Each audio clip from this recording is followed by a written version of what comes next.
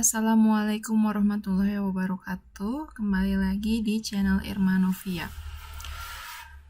Oke, di video kali ini saya mau sharing tentang bagaimana caranya membuat menu-menu ini. Ya, tapi bisa dilakukan dengan secara dinamik. Jadi tanpa harus drag and drop seperti biasa dilakukan pada umumnya. Ini adalah tampilan ketika programnya sedang di running, ya. Menu-menunya muncul seperti ini. Kita bisa buat submenunya juga. Nah, aslinya itu seperti ini. Di desain aslinya itu seperti ini ya. Nah, ini menu stripnya dan dia nggak ada sama sekali item-itemnya yang diketik manual atau ditambah secara manual. Menu-menu tadi ditambahkan dengan cara dinamik decoding ya. Oke, yang pertama kita lakukan adalah kita harus buat dulu beberapa form yang akan menjadi menu-menu yang nanti akan ditambahkan. Di sini ada beberapa, saya sudah buat. Lalu yang kedua, kita akan membuat fungsi untuk load menu-menu tersebut yang kita simpan di main form. Saya sudah buat main menunya seperti ini. Terus kita lihat, nah di sini saya sudah membuat fungsinya. Saya buat namanya load menu. Lalu saya membuat beberapa variabel, ada data table. Data table dtMain ini adalah untuk menampung data-data yang termasuk ke menu utama, nama menu utama ya. Yang kedua adalah data table submenu 1, yang ketiga data table submenu 2. Terus ada data daftar. Lalu tools strip menu, ini ada tools strip menunya namanya item, ada sub 1, ada sub 2. Ini nama variabelnya terserah kalian mau namain apa. Oh ya, selanjutnya menu-menu tadi, menu-menu yang akan kalian buat, yang ingin kalian tampilkan di menu utama itu, kalian harus simpan di database. Nah, untuk database-nya sendiri, saya buat seperti ini. Ya, jadi ini, misalnya ini data master, lalu dengan kode main menunya 1. Nah, ini mng data kategori ini akan menjadi submenu dari data master ya. Jadi saya menyimpannya dengan main menunya 1, submenunya ID-nya 1.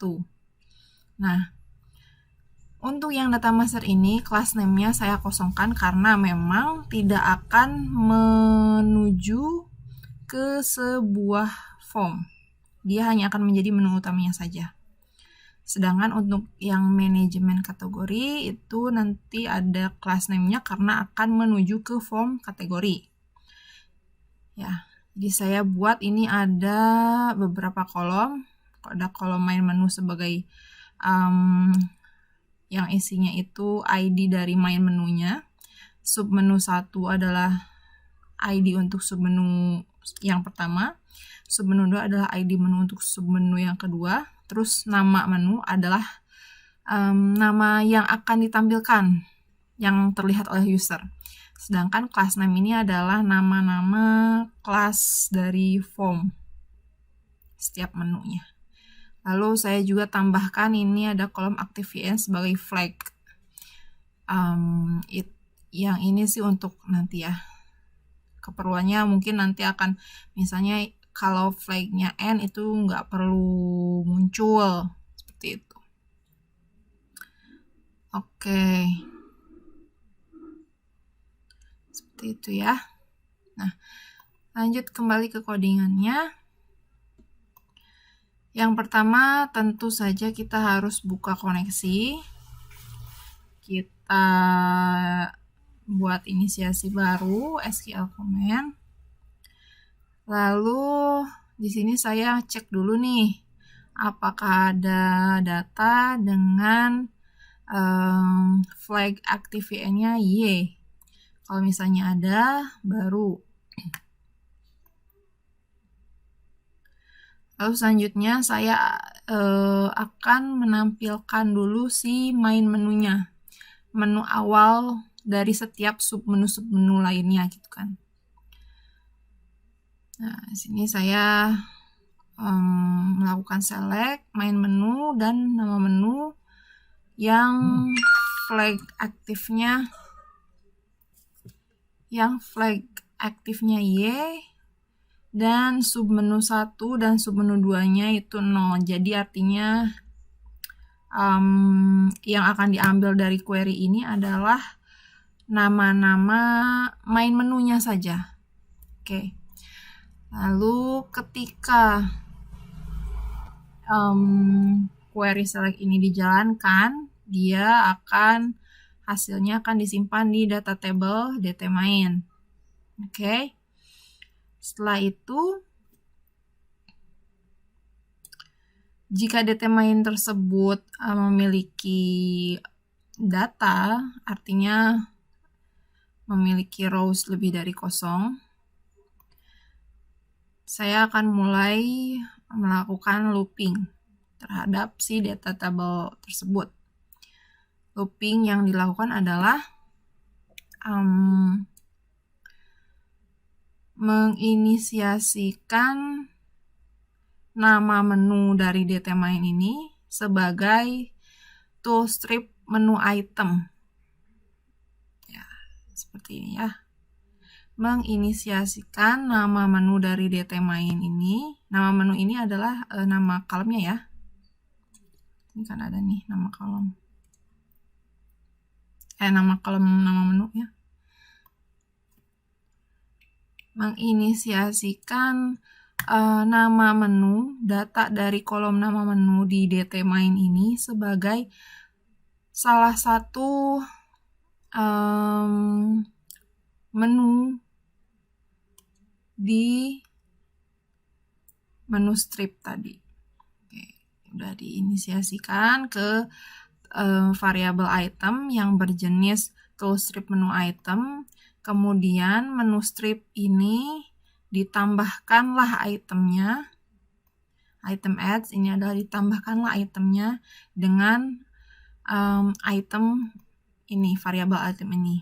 Oke, setelah ditambahkan, dilakukan pula query select untuk mengambil submenu dari main menu tersebut.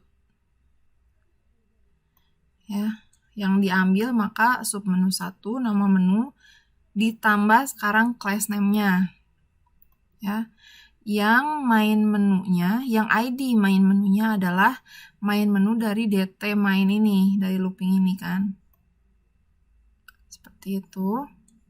Lalu hasil select ini akan ditampung di data table dt sub 1. Kemudian setelah ditampung, kita cek lagi apakah dt sub 1 ini memiliki data, artinya datanya tidak kosong. Jika iya, maka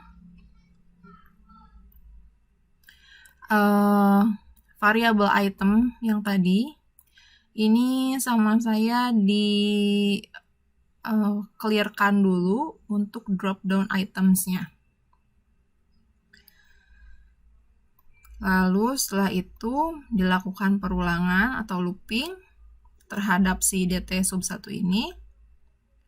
Kemudian sub 1 ini, variabel sub 1 yang berjeniskan toolstrip menu item, saya deklarasikan ulang sebagai new toolstrip menu item. Kenapa dideklarasikan ulang? Artinya agar setiap dia looping itu nanti data-data sebelumnya itu ya kayak ngeriset lagi gitu. Oke. Sub 1 kita deklarasikan ulang. Kemudian sub 1 ini kita inisiasikan nih untuk setiap propertinya. Sub 1 namanya apa? Nama ini adalah yang nanti akan menjadi seperti ID-nya ya, ID untuk si toolstrip menu item ini gitu kan. Maka dari itu, saya menginisiasikan sub 1 name ini dengan nama class name. Sedangkan untuk teks dengan nama menu. Jadi teks ini adalah stringnya yang akan muncul, yang akan dilihat oleh user, begitu. Sub 1 name-nya dari class name, sub 1 teksnya adalah nama menu. Lalu selanjutnya saya juga melakukan kembali query select untuk mengambil submenu 2 dari submenu 1 yang di looping ini. Begitu kan. Yang di select itu tidak jauh beda dengan sub 1 ya. Cuman yang diambil sekarang jadi submenu 2, nama menu, class name, terus untuk where conditionnya berarti dengan main menunya adalah main menu dari dt main, sedangkan submenu satunya adalah dari dt sub 1 gitu. Lalu query select ini hasilnya ditampung di data table dt sub 2. Oke. Kemudian kita cek apakah dt sub 2 ini lebih dari kosong, artinya data dari submenu 1 itu ada atau tidak. Kalau misalnya ada, nanti akan masuk ke sini. Kalau misalnya tidak ada, misalnya submenu 1 itu hanya berhenti di submenu 1 tersebut, tidak ada tambahan anak menunya lagi gitu kan. Kalau misalnya tidak ada, maka dia akan masuk ke else ini. Nah, kita bahas yang else ininya dulu ya. Yang else ini, kalau misalnya submenu satunya tidak ada lagi anak menu, maka sub 1 yang atas ini, yang tadi kita sudah tentukan name dan juga teksnya, kita tambah satu lagi yaitu sub 1 klik. Nah, sub 1 klik ini kita tambah dengan fungsi yang saya kasih nama itu sub 1 underscore klik. Ini tipenya ya sebuah fungsi yang berguna untuk menjalankan nanti misalnya si menu itu diklik, apa yang akan dia lakukan, kemana menu yang akan ditujunya gitu kan, gitu. Terus setelah menginisiasikan sub 1 klik dengan satu fungsi yang saya beri nama sub 1 klik, selanjutnya variabel item ini, ITM ini, kita tambah nih drop down itemsnya dengan sub 1 itu gitu ya. Jadi nanti berarti drop down items dari variabel item ini isinya adalah submenu yang nama, teks, dan juga kliknya, event on kliknya itu sudah ditentukan sebelumnya gitu ya. Oke, else-nya sudah kita bahas. Sekarang untuk if utamanya, yaitu jika sub menu pertama ternyata punya anak menu lagi, yang kita lakukan adalah langsung saja menambahkan drop down items dengan sub 1 tanpa ditambah dengan fungsi on click-nya. Jadi nggak perlu ditambah dengan fungsi on click, karena memang kan nanti tidak akan menuju ke suatu form ya. Oke, setelah drop down items ini ditambahkan ke item ini, ke variabel item, lalu kita akan melakukan for each, perulangan lagi nih. Kita melakukan for each terhadap item-item atau value yang ada di drop down itemsnya si item ini. Oke. For each kita lakukan. Di sini kita deklarasikan dulu variabel f sebagai toolstrip drop down items ya, di dalam item drop down items. Oke. Jadi kita akan melakukan perulangan terhadap drop down items dari si item ini. Oke ya. Oke. Setelah kita lakukan for each ini, di dalamnya ada for lagi nih. Nah, for yang ini adalah untuk perulangan dari DT sub 2 gitu. Jadi misalnya begini ya.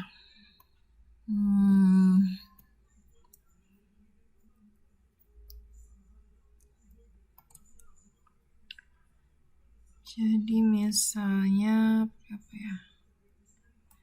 Oke, Excel aja deh.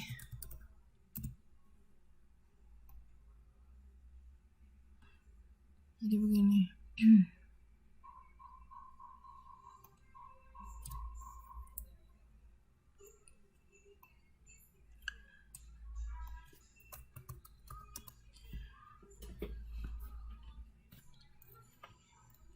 Misal kita punya main menu nih. Main menu. Namanya tadi misalnya main menunya employee ya. Employee. Nah, main menu ini punya submenu 1. Submenu 1. Namanya adalah manajemen employee. Nah, manajemen employee ini adalah submenu 1. Ternyata kita mau buat bahwa manajemen employee ini punya anak menu lagi nih. Nah, gitu deh. Punya anak menu lagi, berarti kan jadi submenu 2 nih kita sebutnya. Yaitu isinya adalah list employee dan job contract misal. Nah, for each yang ini adalah untuk misalnya submenu ini punya 2, misal selain manage employee nanti di bawahnya itu ada lagi nih. Misalnya selain manage employee itu apa ya, misalnya resign gitu ya. Submenu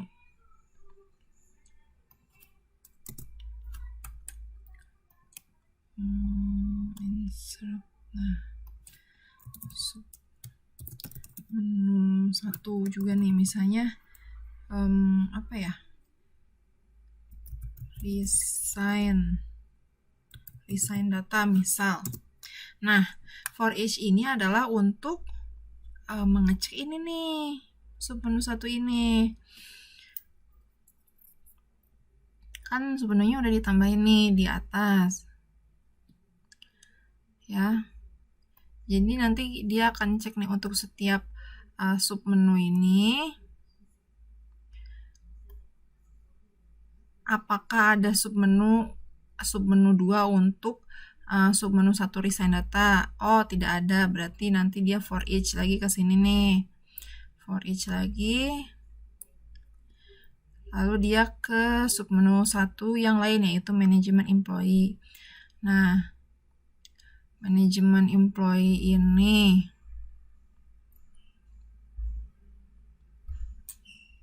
dia cek, dia melakukan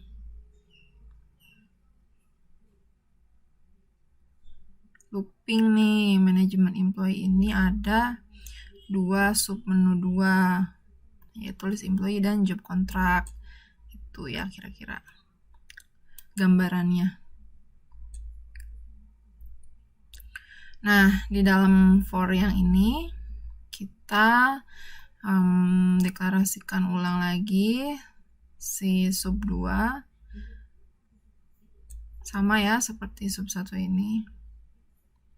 Lalu kita tentukan propertinya. Sub 2 name itu dengan class name-nya, sub 2 dengan text-nya, yang sub 2 klik-nya dengan sub 1 klik.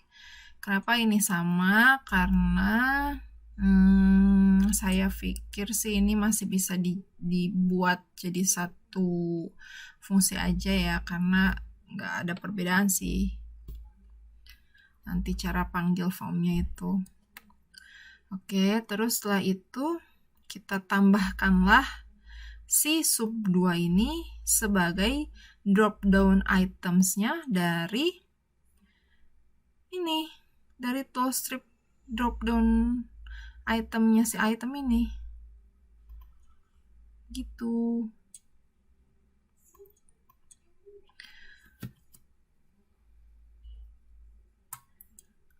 Lalu di sini saya cuman buat sampai 2 turunan ya, cuman 2 submenu aja gitu kan. Kalau misalnya kalian mau buat lebih banyak ya bisa aja, silahkan. Berarti nanti mungkin loopingnya akan lebih banyak lagi gitu. Seperti itu.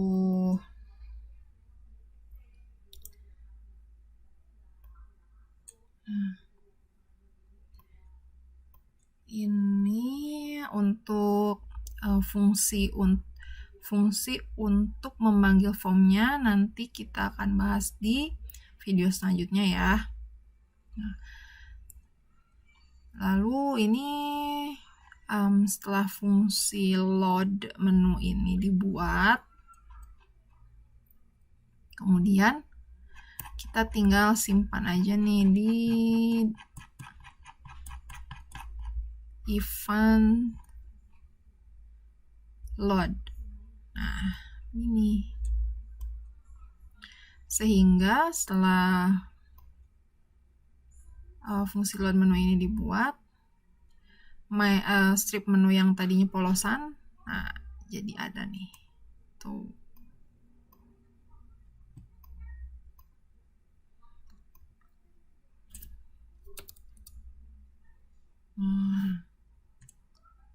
Ya, jadi bisa dibuat.